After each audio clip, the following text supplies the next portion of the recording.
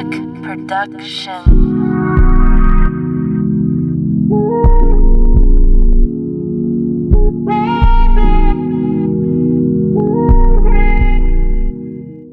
भुक्खड़ सास बहू। अरे बहू, आज किसके घर जाना है? अरे माँ जी, मैं सवेरे से वही सोच रही हूँ कि आज हम किसके घर जाएंगे। हमारे सभी रिश्तेदार के घर तो हम जाकर आ गए, अब तो कोई रिश्तेदार बचा ही नहीं हमारा। ओह, ये तो समस्या हो गई बहू। अब हम आज के भोजन की व्यवस्था कैसे कर पाएंगे? अरे माँ जी, मेरे पास एक उपाय है। क्यों ना हम अपने गांव के लोगों के घर जाएं? हम तो अपने इस गांव में गए ही नहीं। बहू, ये उपाय तो बहुत ही अच्छा है। चलो, हम अपनी पड़ोसन गीता बहन के घर से ही शुरुआत करते हैं। कमला और पूनम दोनों अपनी पड़ोसन गीता के घर जाते हैं। गीता जब कमला और पूनम को देखती है, अरे कमला बहन, आप दोनों यहाँ आइए ना। कमला और पूनम खुशी खुशी गीता के घर में आ जाते हैं। क्षमा करना गीता बहन कि आपको हम तकलीफ दे रहे हैं। असल में मुझे ना आपसे बहुत ही जरूरी काम है। अरे कोई बात नहीं कमला बहन, कहिए ना कैसा काम है आपको मुझसे। गीता बहन, आप तो जानती ही हो ना कि ये मेरी बहू पूनम और मेरा बेटा महेश की शादी को 4 साल हो गए हैं, पर अब तक इन्हें संतान का सुख प्राप्त नहीं हो पाया है। हमने काफी संघर्ष किया, पर अब तक हमें किसी भी चीज से कोई फायदा नहीं मिला। पर एक बार हमारे घर एक बाबा आए थे और उन्होंने हमसे कहा कि अगर आप अपने घर में खुशियां लाना चाहते हो तो आपको हर रोज पूरे 1 महीना तक किसी और के घर का भोजन करना होगा, और जिस जिस के घर भी तुम भोजन करोगी, तुम्हारे साथ साथ उसका भी घर हरा भरा और धन समृद्धि से भर जाएगा, और तभी तुम्हें भी खुशियां प्राप्त हो पाएंगी। अच्छा, तो ये बात है। और हाँ गीता बहन, तो हमने सोचा अब घर में हम सास बहू दोनों ही रहते हैं। मेरा बेटा तो विदेश में काम करता है, तो क्यों ना हम दोनों सास बहू ये 1 महीने का उपाय अपने इस गांव में कर लेते हैं। यहाँ तो हमें सब जानते हैं। हम दोनों हर रोज एक एक घर में जाकर भोजन करके अपना ये उपाय पूरा कर लेंगे, और हमारे साथ साथ गांव वालों का भी भला हो जाएगा। हाँ हाँ कमला बहन, आपने ये बिल्कुल सही सोचा है। अरे अपने गांव के लोग बहुत ही अच्छे हैं, हर सुख दुख में साथ देते हैं। आप चिंता न करिए, मैं अभी अपनी बहू से कहकर आप दोनों के लिए भोजन की व्यवस्था करवाती हूँ। काकी जी, वो क्या है ना, बाबा ने कहा था कि कुल 56 किस्म के पकवान बनाकर रखना। जब तक पूरी थाली खाने से ना भर जाए तब तक भोजन मत करना। तो आपको कुल 56 किस्म के पकवान बनाकर हमें खिलाना होगा। अरे बाप रे, 56 किस्म के! इतने में तो मेरे घर का सारा राशन ही खत्म हो जाएगा। अब क्या करूं? मैंने तो इन दोनों को जुबान दे दी है कि मैं इन्हें भोजन बनाकर खिलाऊंगी। क्या हुआ गीता बहन, आप खामोश क्यों हो गई? अरे कुछ नहीं कमला बहन, मैं तो वो सोच रही थी कि क्या बनाऊं मैं। रुको, मैं सविता बहू को बुलाती हूँ। गीता की बहू सविता रसोई में थी। गीता अपनी बहू को बुलाती है और 56 किस्म के पकवान बनाने को कहती है। 56 किस्म के पकवान? अरे माँ जी, क्या पूरे गांव को दावत पर बुला रही हो आज? तभी गीता अपनी बहू सविता को सारी बात विस्तार से बताती है। अरे माँ जी, ये दोनों इतना सारा खाना कैसे खा सकते हैं? वो हम खा लेंगे बहू, आप बना लो बस 56 किस्म के पकवान। ये बात सुनकर सविता रसोई में आती है। इधर कमला और पूनम दोनों गीता से बातें करने में लगे थे।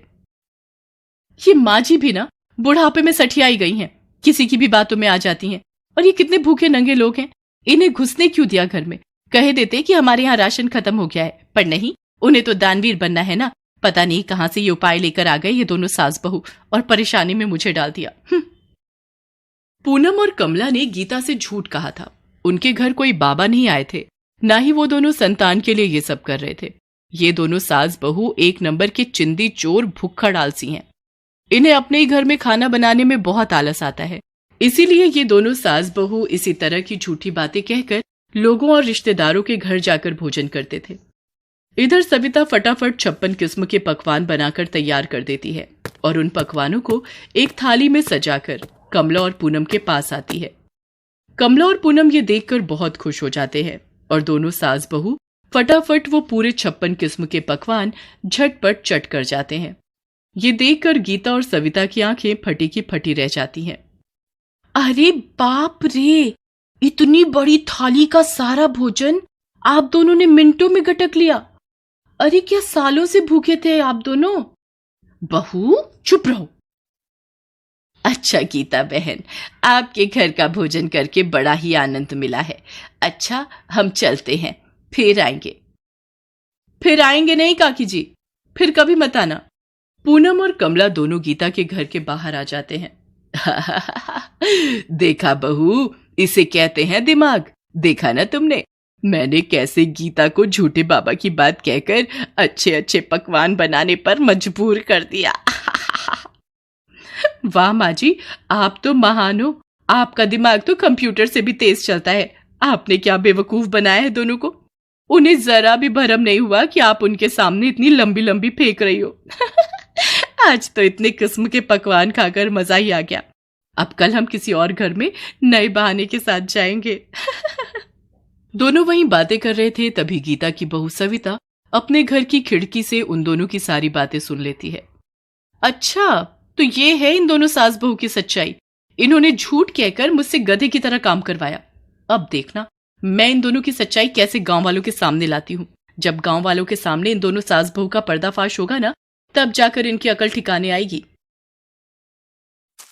पूनम और कमला दोनों अपने घर आ जाते हैं। उन दोनों ने गीता के घर इतना भरपेट खाना खा लिया था कि उन्हें रात में भूख ही नहीं लगी।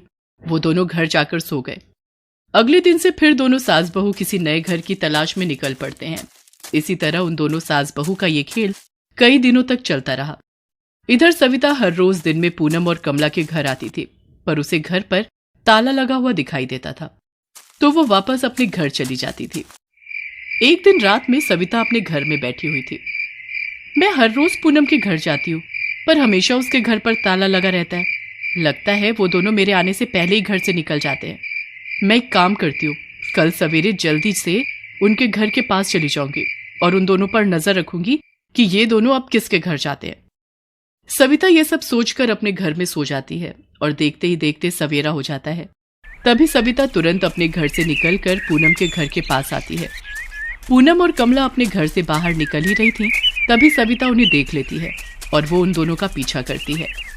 वो दोनों सास बहू एक रमेश नाम के व्यक्ति के घर जाते हैं। उनके पीछे पीछे सविता भी जाती है। रमेश और ममता जब पूनम और कमला को देखते हैं तो वो उन्हें घर में बुला लेते हैं। ये देखकर सविता चुपके से रमेश के घर की खिड़की के बाहर खड़ी उन सब की बातें सुन रही थी। अरे ममता बिटिया, क्षमा करना, आपको तकलीफ दे रहे हम। असल में आज ना हम अपने घर में भोजन नहीं बना सकते। आज हमारे घर में भोजन बनना अशुभ माना जाता है, इसीलिए हमने सोचा कि आज हम आप ही के घर भोजन कर ले। ये मेरी बहू पूनम मुझसे कह रही थी कि माँ जी ममता बहन को तकलीफ होगी, पर मैंने कहा नहीं नहीं बहू, ममता बिटिया तो अपनी है ना, इसमें उसे कैसे तकलीफ हो सकती है ना ममता बिटिया? हाँ हाँ पूनम, अरे अपनों के लिए कुछ करने में कैसी तकलीफ। अच्छा किया काकी जी जो आप यहाँ आ गए। आप दोनों बैठिए, मैं अभी आप दोनों के लिए गर्मा गर्म भोजन लेकर आती हूँ। इधर सविता उन दोनों की सारी बात सुन लेती है। अच्छा, तो यहाँ एक और नया बहाना। इन दोनों भुक्कड़ सास बहू को अब तो मजा चखाना ही होगा। सविता वहां से जाती है और सारे गांव वालों को रमेश के घर लेकर आती है। वहां पूनम और कमला बड़े मजे से गर्मा गर्म भोजन करने में व्यस्त थे। तभी वो दोनों सारे गांव वालों को देखते हैं तो दोनों हक्का बक्का रह जाते हैं। अरे बहू, ये सारे गांव वाले यहाँ कैसे आ गए? देखिए गांव वालों, ये रही वो दोनों भुक्कड़ सास बहू जो रोज गांव के हर नए घर में जाकर एक नया बहाना बनाकर लोगों के घर मुफ्त में ठूस ठूस कर भोजन करती है।